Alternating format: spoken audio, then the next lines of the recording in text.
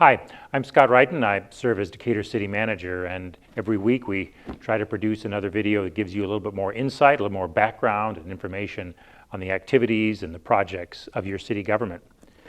Although it's still upcoming, I want to mention to you that this will be the third time around for the city to be seeking bids, actually through the State of Illinois Department of Transportation for the Brush College Ferries Parkway Separation Project. This coming Friday, June the 16th, bids will be opened by the state in Springfield. The total cost of this project is estimated in excess of $83 million, but that includes land acquisition and engineering, a lot of the planning and preparation that's been going on for 10 years. Just the construction portion of this project is estimated at around $62 million, and that's the portion and the only portion that will be opening bids on this coming Friday, the 16th of June. It just deals with the grade separation at Ferries Parkway and Brush College, and for several hundred feet in both directions with a new bridge, utility relocations, and so forth. The project does not, let me say again, does not include a bridge over the Norfolk Southern rail yards further to the south. More than 10 years ago, that was a part of the planning, but both the state and federal government felt like we needed to take this project in smaller pieces. As it is, it's $62 million just for the portion that we're doing at the intersection of Brush College and Ferries Parkway. So that portion to the south and the rest of the way down to Williams Street intersection is not a part of the project. So I'll be pleased, I hope, to be talking to you after the bid opening about how the project is going to unfold from here and how it'll affect the daily lives of our citizens going forward for the next 2.5 years. One of the other items that's on the City Council's upcoming agenda has to do with video gaming. As I have talked to you before, and as our communications coordinator and our social media sites have emphasized, we're doing a survey right now to get more information from the citizens of Decatur about how they feel about video gaming. The City Council's concern is that there's simply too much video gaming, and what steps can we take, not to hurt local businesses necessarily, but to make sure that the trajectory of additional video gaming licenses is more contained and limited.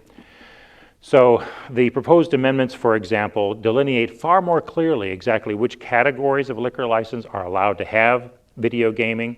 They seek to set forth a threshold or a percentage of a business's revenue that can come from video gaming so that we don't have just more video gaming parlors disguised as bars or disguised as restaurants or something else. And it also makes several changes in key definitions so that, say, gas stations or convenience stores don't become places with video gaming as well, simply by making small changes to their businesses that allow them to have video gaming, because it's the council's view that we have enough video gaming. This is a sensitive subject because while the council wants to put a limit on video gaming, they also want to make sure that they don't make it too difficult for our local businesses to continue to thrive in an environment, an economic environment that has been difficult over the last several years. Finally, I'd like to talk a little bit about garbage services here in the city of Decatur. Garbage services are not run by the city of Decatur. They're run by private companies. And over the last several years, the private companies that are engaged in it oftentimes change. For example, Waste Management took over Advanced Disposal, which prior to that transaction had been the largest private hauler here in Decatur. A new company called GFL took over IV and Mixel and Area Disposal. This sort of a change as large companies are taking over a lot of smaller companies has been happening throughout the United States for many years, and Decatur is no different. Some of these acquisitions, on top of the effects of pandemic and the difficulties that the private haulers have had in getting the labor that they need and other problems, has resulted in an increase in complaints that the city government has received about garbage. Again, the city doesn't run the service. What the city of Decatur does do is we have an ordinance that regulates how residential pickup is provided. I want to assure you that we have spoken to Waste Management and GFL about some of the service shortcomings that they have had. But the continuing problem we have in getting the waste haulers to provide better customer service has resulted in a decision taken here by the city that we need to change the ordinances that govern the way that residential waste is collected.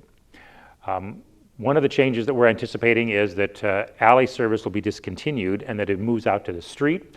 One of the other changes that we're considering making is requiring that everybody use either one of two types of wheeled tote containers, either a 64 or a 95-gallon tote provided by the city. Unfortunately, both of the major waste haulers in town have created confusion by charging some customers tote fees which are not allowed by the ordinance, and if you got one of those, you should push back and suggest that your waste hauler delete that from your bill. Instead, what the change that the city is negotiating and seeking with these waste haulers is that they need to build the cost of replacement totes into the monthly fee, replace those totes as they need to be, as they break or as they wear out, without additional charge beyond the monthly fee to our customers, and to provide them as necessary. You'll be hearing more about these ordinance changes in the weeks ahead, because under the code we're required to conduct some public hearings on them, and so we'll be putting the code amendments on our website and disseminating them in some other ways out in the community, including on our social media pages, so that you can learn a little bit more about it and participate in that discussion.